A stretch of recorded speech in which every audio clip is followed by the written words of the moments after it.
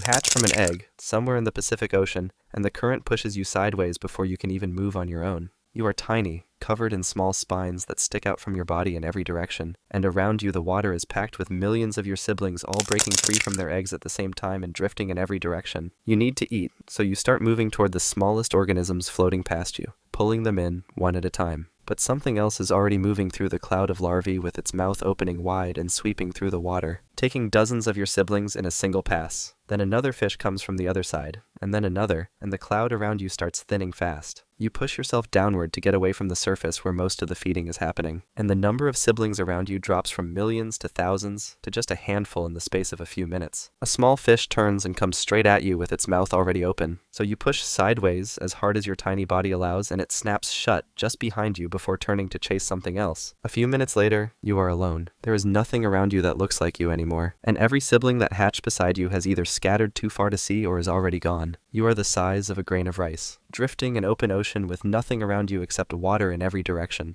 But you are still moving, and your body is already pushing you upward toward the surface again where the food is, because eating is the only thing that matters now. Skip forward a bit, and you're a few weeks old now, and your body has already started changing in a way that makes you look nothing like you did at birth. The spines that covered you are gone, and your body has flattened out into a wide round disc with two tall fins, one on top and one on the bottom, that push you through the water by sweeping side to side. You are still small enough that almost anything out here could swallow you whole, so you stay near the surface where the plankton is thick and keep your body moving. You need to eat constantly because your body is growing fast. So you work through the water with your fins pushing steadily, pulling in small organisms one after another. Then a shadow passes over you from above, and you look up to see a larger fish dropping straight toward you with its mouth opening wide. You push your fins hard and drive yourself sideways, and it snaps shut just behind your tail before pulling up and circling back around, trying to get another angle on you. But you keep moving and cut below it, and after a few more passes it gives up and moves on. A little while later, a second fish comes at you from the side, and this one is faster than the first, so it clips the edge of your fin before you can get clear and knocks you spinning through the water. You right yourself and push away as fast as your body allows, and it doesn't follow. That's the first real hit you've taken, and your fin bends slightly where it made contact but stays in one piece. You are bigger than you were a week ago, and a week from now you will be bigger still. But the larger you get, the further down you will need to go to find enough food, and something is already waiting in that deeper water. You're a few months old now, and your body has grown large enough that the small organisms near the surface are no longer enough to keep you full. So you start going deeper to find jellyfish, which are bigger and take longer to digest. You spot a large jellyfish drifting below you and push your fins to drive yourself down toward it, grabbing it with your mouth and pulling it apart piece by piece until it's gone. Then you spot another one deeper down and go after that one too. And then another, working your way further down than you have ever gone before with your fins pushing steadily against the water. After a while, your body starts moving more slowly than usual, so you know it's time to go back up to the surface. But your body is heavy from all the food, and the trip back up takes much longer than the dive down did. So by the time you reach the surface, your fins are barely moving. You roll onto your side with your flat body facing up toward the surface, and you stay like that, completely still, letting the sun hit the full width of your body. That's when a sea lion appears. It comes from behind and bites down hard on your back fin before you can react, tearing a chunk out of the edge and pulling you sideways through the water. You push your fins as hard as they will go and drive yourself away from it, and it follows for a stretch before giving up and turning back. The fin is torn at the edge and a strip of it hangs loose, but the rest holds together, and you can still move. You stayed too long down there and it nearly cost you your fin, but the jellyfish go even deeper than where you hunted today, and eventually you will have to follow them all the way down. You're around a year old now, and your body has grown to the size of a large dinner plate, but something is wrong with the way you move. Your fins push harder than usual, and your body still goes slower than it should, so you roll onto your side at the surface and look at your own skin for the first time. It is covered in small parasites, dozens of them clinging to your body in clusters, and the weight of them is pulling you down and dragging against the water every time you try to move forward. You need them gone, but there is nothing you can do about it on your own. Then a seabird lands on your body. It walks across your skin with its feet gripping the surface and starts pulling parasites free one by one with its beak, swallowing them as it goes. Then another bird lands, and then two more, all of them working across different parts of your body at the same time. This is a cleaning station, and your body already knows to stay still and let it happen, so you hold your position at the surface with your fins barely moving while they work. After a while, the birds lift off and leave, and when you push your fins again, your body cuts through the water faster than it has in weeks. That's the difference. The parasites are gone, and you are moving properly again, but as you go back down to find jellyfish, a shark appears below you with its body angled upward in your direction.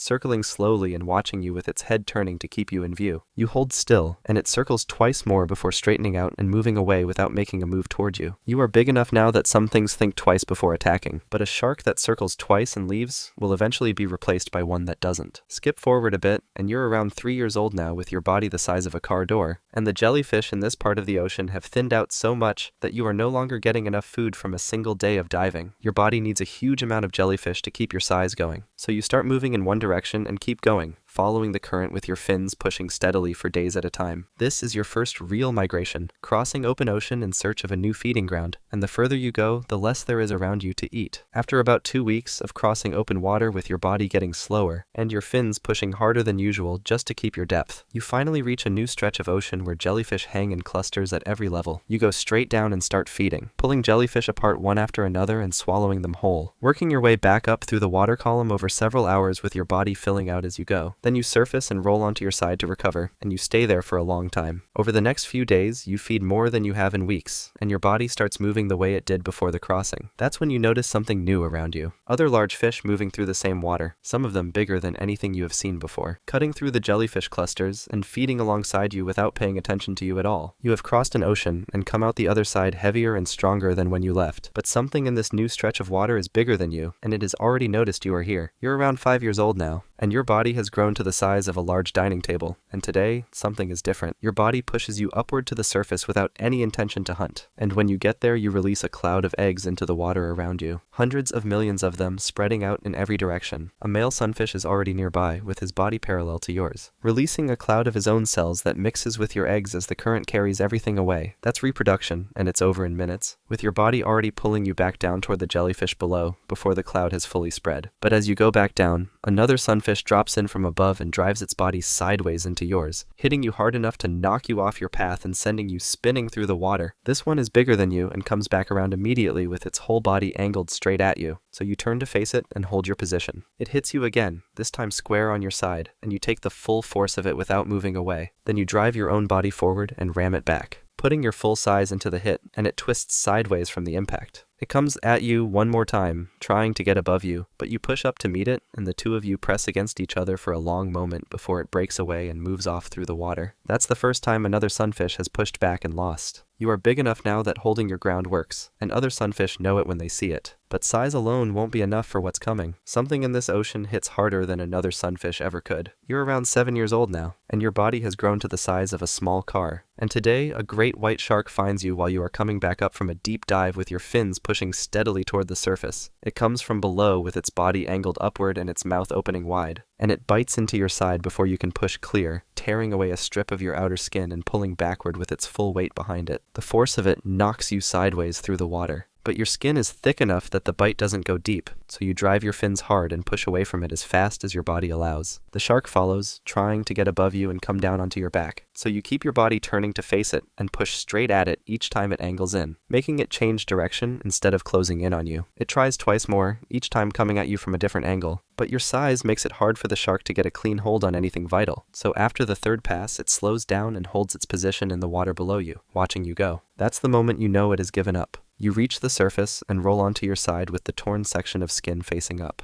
And within a few minutes, seabirds land on your body and start working on the exposed area, pulling loose tissue free and cleaning the wound the same way they cleaned your parasites years ago. After a while, the birds lift off and you push your fins and drop back below the surface. You have survived a great white shark. But something in this ocean is bigger than a great white, and it has been watching you grow for years. Skip forward a bit, and you're around 10 years old now, and your body has grown to the size of a small car flipped on its side, making you one of the largest fish in this stretch of ocean. You come up from a deep dive and roll onto your side at the surface the way you always do, with your fins hanging loose and your body spread wide, letting the sun hit you while you recover from the dive below. That's when a large shape rises from below with its bodybuilding speed as it comes up. And before you can push your fins to react, it drives into your underside with the full force of its body behind it, flipping you completely over and sending you rotating through the water above the surface before you crash back down. It's a killer whale, and it is longer than you are wide. You try to right yourself and push your fins to get away, but it comes back around immediately and rams you again from the side this time, knocking you sideways and sending you rolling through the water with your fins unable to get any grip.